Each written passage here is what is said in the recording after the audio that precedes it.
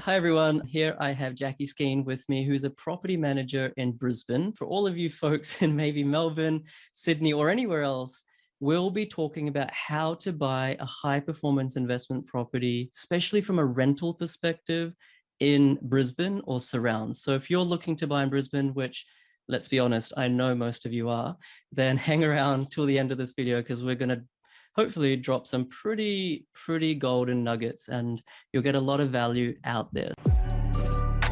Do you want to achieve wealth and passive income through property investing? PK Gupta, host of Oz Property Investment Mastery, will help you achieve passive income by buying top 5% growth and positive cash flow property and building a portfolio using data without you wasting months of time doing research, spending weekends at inspections, or dropping $10,000 to $20,000 on buyer's agents each time. So if you are confused and overwhelmed by the amount of contradictory information available online and don't know where to start, then this show is for you.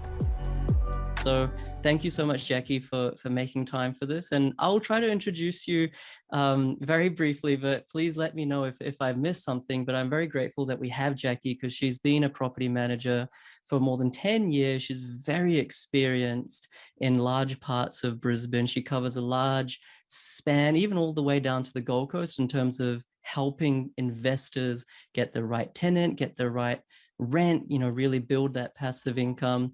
And more recently, she's branched off and done her own thing. She's recently gone it alone and started her own property management business, which I couldn't highly recommend enough. So enough of that, Jackie. Was there anything I missed that you wanted to cover? No, thank you for the kind words, PK. No problem, no problem. So let's get into it. I think the first question that I want to ask, and to this day, people still get confused between property managers and real estate agents. Property managers are not here to try to, sell you a property. They're mostly just there to help you find a tenant. But one thing that people don't know, is that property managers can do inspections on your behalf most of the time, completely free of cost. So just talk me through that, Jackie. Let's say I'm based in Sydney, which I'm not, but let's say I'm based in Sydney and I've identified a suburb, let's say Slacks Creek, hypothetically. I'm not going to say whether we're investing there or not, but let's say Slacks Creek, and I found a property. I don't want to have to catch a flight, but I don't want to buy sight unseen. How does someone like you help? Yeah, so I actually work with quite a few investors every month because obviously it's quite an intense time going out inspecting. You have to build, my perspective, I build a relationship with the selling agent as well, because in the current market, when they're getting multiple offers, like it's better when the relationship's there and it's more transparent if it goes to the offer stage. So generally what will happen, they'll contact me and say, hey, Jackie, looking at this property, I'll generally do like a brief, CMA. This is what I think it would rent for. And then what I've been doing recently with, renovators, I'd say, I think it would rent for $450 as it is, or what we could do if we do bathroom, kitchen, paint, potentially we're going to get $550, $600, and they can just weigh it up there. Two options. Sometimes they just send me the details and say, hey, can you book an inspection with the agent ASAP? Otherwise, other times they'll contact the agent and say, hey, my property manager is going to inspect the property. What time suits you? So I'm happy with either option. Sometimes it's easier to just say, hey, Jackie, can you contact them? And then I can just liaise directly. And then, yeah, generally do a bit of a video walkthrough, FaceTime. I'll note, potential maintenance, potential improvements, things that are going to increase the rent, general condition. A lot of properties we're looking at the moment already have a tenant in place. We'll have a conversation about, do we keep the current tenant? Is it at market value, which 9 times out of 10 it's not? And yeah, just run through those kind of things. So yeah, it's something that I am very happy to do on behalf of the client, because I think it's important to build that trust at the beginning. And I just love property in general. So I like to go and inspect and say, oh, it's exciting, buying a property is super exciting. So I get excited for them. Yeah, for sure. And it's so nerve-wracking, especially if you're a first-time investor. You've heard that Brisbane's booming. You've heard that Brisbane is gonna boom for whatever reason.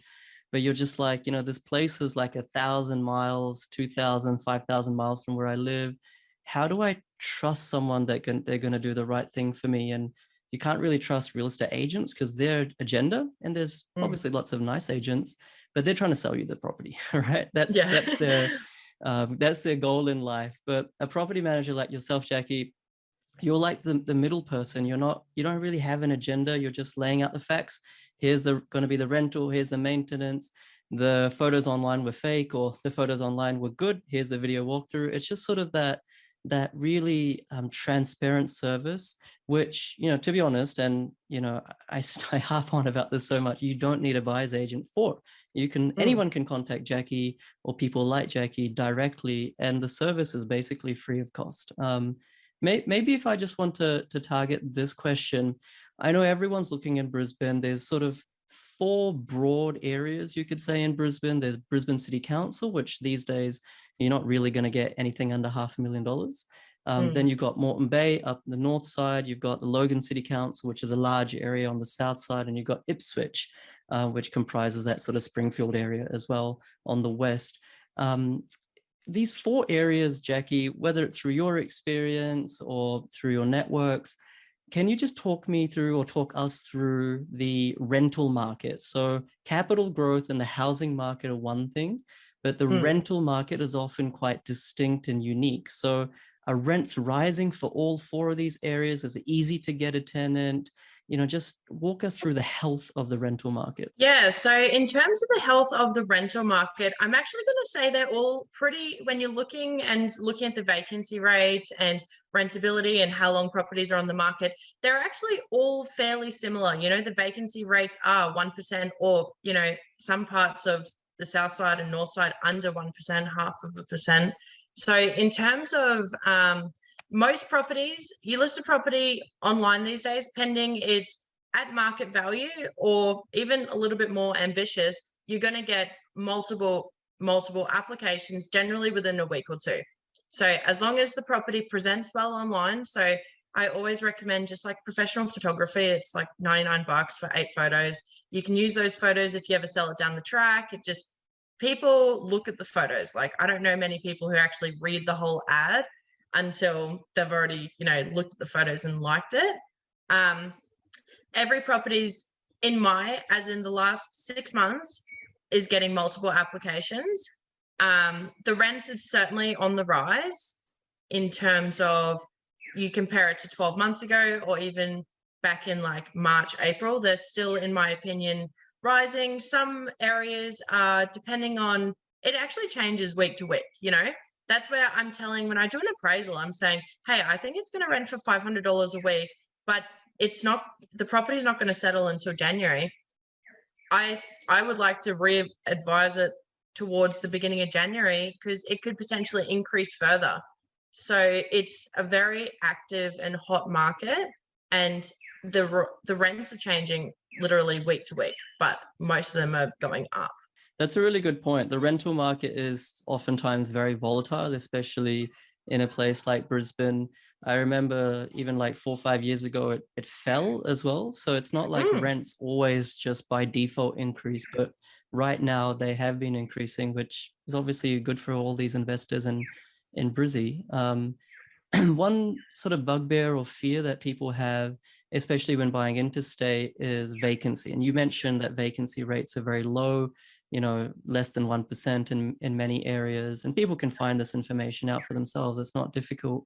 I guess the question that I wanted to ask as well was, many people might already have rental properties, investment properties in Brizzy, and they're seeing that their rents aren't rising, or they're seeing that when the current tenant leaves, it's taking 2, 3, 4 weeks to find a new tenant, and sometimes that's down to just, I won't say incompetence, but maybe laziness from an incumbent property manager. How hard is it to change property managers, or how hard is it to find a good property manager? Just walk us through that process, if you don't mind. I'm actually going to answer this in 2 parts, because I just want to quickly tell you a really interesting story. So I recently took on a management from a landlord, reached out to me and said, hey, I want you to manage the property. The lease renewal was due to be renewed. They were currently achieving $375. The tenant had only moved in 12 months prior. At that time, in my opinion, of the 12-month prior market, it probably should have been more like $390 for the area based on the comparables and me knowing the area. And then I did a quick CMA on it, because she had issued the lease renewal, but the tenants had negotiated it down. And the tenants only wanted to pay, I think it was like $385 with the other agent, but it was kind of, they were coming on to me. So I just said, hey, can you just withdraw that? Because based on the current market, everything on the market that's a 4.2 in that area is renting for $420, $430, $440 a week. So we are way, way under market value. And, you know, I want to see the market value achieved all the time, you know? It's very important. Like, there's cost, it's an investment, it needs to be producing income. And for a competent property manager, it's actually quite easy to negotiate. Or it can be, depending on the relationship with the tenant, which at this point I didn't really have anything. But we were able to secure a lease at $420 a week on a 12-month lease renewal, because all I did with the tenant was I said, hey, like, obviously introduce myself. Sorry that I have to do this. Like, I'm just built that rapport fairly quickly, but I just sent her all the links to realestate.com. Hey, this one's on for $440. This one's on for $450. You've got a second living area, blah, blah, blah. Explained it to her. And yeah, she was happy. So if you compare the two, she was refusing. She had negotiated them down to $385 per week. And then I've come on, no relationship. And we signed on at $420. So it's actually, I believe it's all behind the scenes, you know. It's easy for a property manager to say, hey, PK, let's keep the rent the same, because it's just easy. The documents are easier, the tenant signs, there's no negotiation, there's no work. So I actually think that's super common, especially lease renewals. Everyone should be increasing their rents in Brisbane, Logan, Moreton, Gold Coast, especially. Like, it's the REIQ came out. In the last 12 months, rents have increased $100 per week on average. Yeah. For 2021. So, and especially when you're talking about obviously it's the property manager's job to negotiate that. You've got the rapport with the tenant. You need to educate them. You need to say, hey, you love the area, your kids go to this school. We want to keep you in. Our goal is to have a great tenant in long term. However, this is what the comparables are. We don't want you to leave, but you need to pay market value, and then they need to just weigh up, you know, can the tenant afford that increase is a big one. And if they can't, are we just going to keep the rent under market value for the next 5 years to keep the tenant happy and miss out on $5,000 a year or whatever it works out to be? So it's actually very frustrating when I hear about owners not getting and then this owner was going to sign on for $385 for another 12 months. Yeah. So it's straight up incompetence, in my opinion, or just laziness / when you work because I worked as a property manager for so long for big companies and then small boutique ones. The boutique ones are, as a whole, if you look at all of them, are probably more likely to be more proactive. Yeah. Depends on your property manager, but the big ones, you manage 200 properties. You just want to get the lease out, get it back signed. You don't want to negotiate.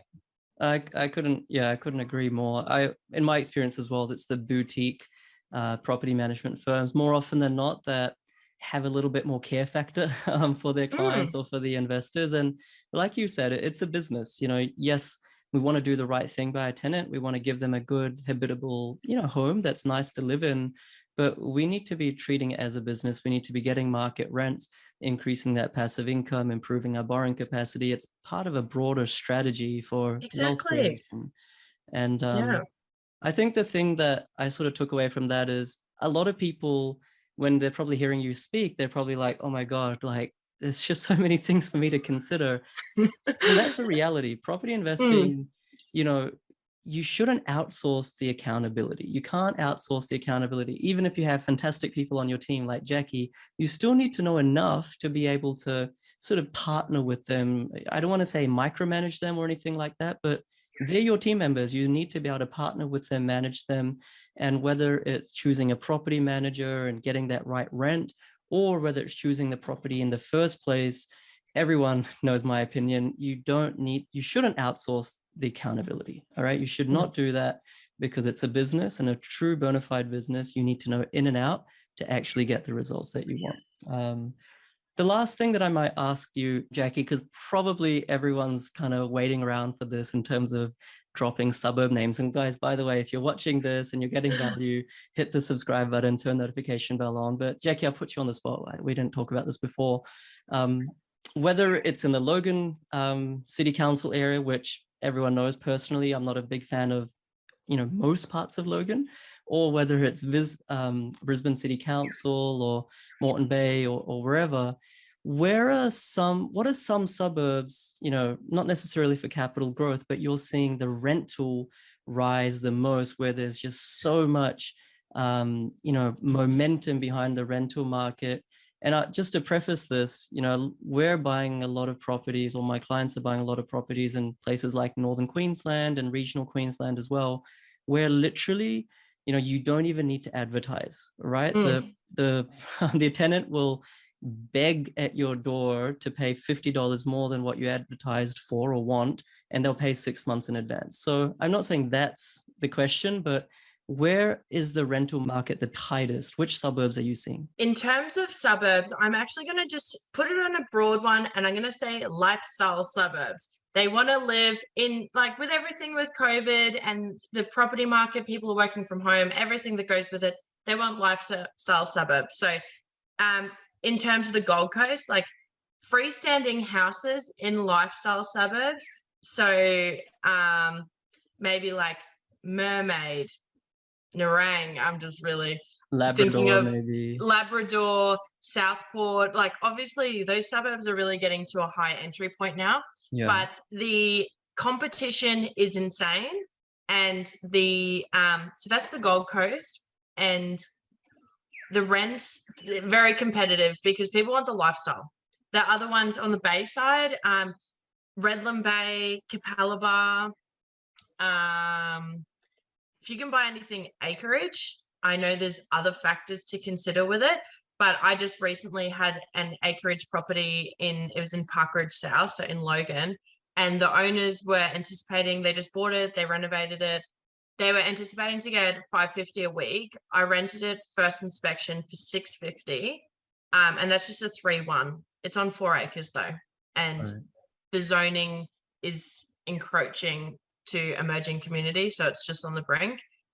So that was just a great buy in general. So lifestyle, if you can do like the acreage near the bay, near the water, in the CBD, depends on your entry point. Comparing like 2017, 2018 to now, suburbs like Bulimba and Hawthorn, there was definitely a supply issue back then, where now the more executive homes are getting a lot more than they were then, like $200-300 more. So like the 4-bedroom, 2-bathroom lifestyle homes near the city. Moreton, I'm hearing another one in Bayside was Alex Hills, actually. That surprisingly, that was really a huge one. I've seen that one as well myself. Yeah, it was cheap a while ago, and now I'm like, okay. North side, not 100% in terms of, wouldn't put my name to any suburbs. Okay, just as I haven't had any transactions in the last couple of months, and it literally changes like week to week. So lifestyle is what I could say, where it's livable for the tenant. That's some great points. And I think last question that I'll just ask very briefly, how do people gain some comfort that once they've bought their property in, let's say, Brisbane or surrounds, that it's going to be taken care of? Like that sort of fear is always lingering where, what if the tenant trashes the place? What if they don't pay rent? I'm living in Sydney, I'm living in Melbourne, I can't just drive there and, slap someone up. Not that you can anyway. But, like, what is the role of a property manager? How does a property manager deal with that and sort of allay those fears of, new property investors? Maybe just in a minute or two, if you could cover that. Yeah, just briefly. So there's a few things. Obviously have a number one, you probably hear it all the time, specialized insurance that specializes in landlord insurance. So Terry Shear, EBM, I know there's a few other little boutiques out there. Get those, because in the worst case, and it happens in the 1%, it does happen, it's not the end of the world. then you're covered, and you get the rent back paid, you get the repairs, everything. A competent property manager can clean up, organize the trades to clean up a property fairly quickly, and the landlord insurance will pay the loss of rent. So that should give you a lot of peace of mind. Trusting your property manager is a big one. Like, do you know your property manager? Do you trust them? Because this is an asset, this is a business. You need to trust them as a person on a personal level, that they are taking care of it. So you're not constantly feeling like you have to micromanage, because I think that defeats the purpose of hiring a property manager. But I'll tell you from an insider's perspective in property management is, with like the technology in property management over the last 10 years is amazing. Like when I started, you'd go out and do a routine and like you'd have to type it back up at the office. And that was only 10 years ago. So now, like cloud-based, it's all automated. Like tenant falls behind one day, they get text message automatically, they get an email, they say, where's your rent? In terms of like maintenance requests, it's all cloud-based, it's all there, we can see where it's up to. The system automatically, like I'd love to take credit for it all, but there's a lot of technology behind it that makes sure your routine inspections are done on time.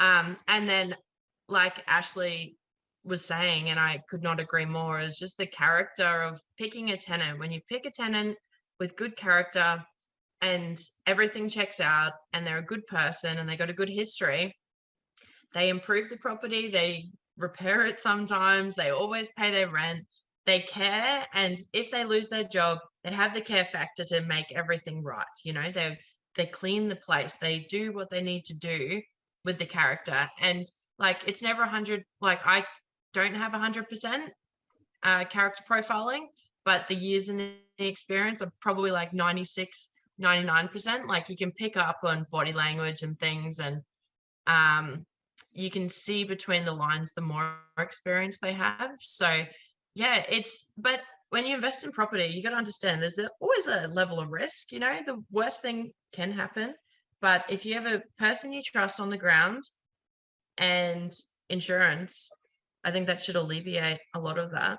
No, 100%. And action beats inaction 100% of the time anyway. But I couldn't agree more with this comment around character, and even just kind of extrapolating a bit further, not just with your tenants, but also the whole team that, you know, investors build around them: property manager, conveyancer, you know, accountant, mortgage broker. Don't just take referrals. I mean, referrals are a great way to you know, find someone, but assess their character for yourself. Assess, like you said, Jackie, the care factor. I mean, no one really cares about your money as much as you do, but just assess the care factor anyway. It's very character and competence. These two things and care are very important. So look, for what it's worth, I can definitely endorse Jackie, but everyone do your own due diligence. Her company is called My Logan Realty, although she operates beyond just Logan as well, down to the Gold Coast, up into Brisbane City Council, you know, Northwest, East, everywhere. Jackie, thank you so much for being on the show. And any last words? We were just briefly speaking before we came on, and I was telling you about a client story where they had red flags with their current property manager and kind of just kept pushing it down, giving them multiple choices. And, you know, we're all human, mistakes happen. But so often in the industry, I see it and I'm like, you know, you're just giving these property managers or this agency chance after chance after chance. And all you do at your barbecues is complain about them, and there's issues all the time, and it's stressful, and then it makes you not want to invest in properties. So it's actually so easy to change. If you're not happy with your current service, it's literally one click with a DocuSign and we break up with your current agent. Like it doesn't have to be me, it could be anyone, but anyone who you want to give your property to someone who cares. And if you don't feel like your current agency cares, just change, because it's very easy and it's very important because it's a long-term relationship. So you're just prolonging the inevitable before cutting the cord. For sure. I mean, it's a $500,000 investment or close to a $500,000 investment. You need to have someone, you know, managing it that knows their stuff. So yeah, once again, guys, Jackie Skein here, and she's terrific. And thank you so much, Jackie, for making the time. Thank you for having me. Thank you.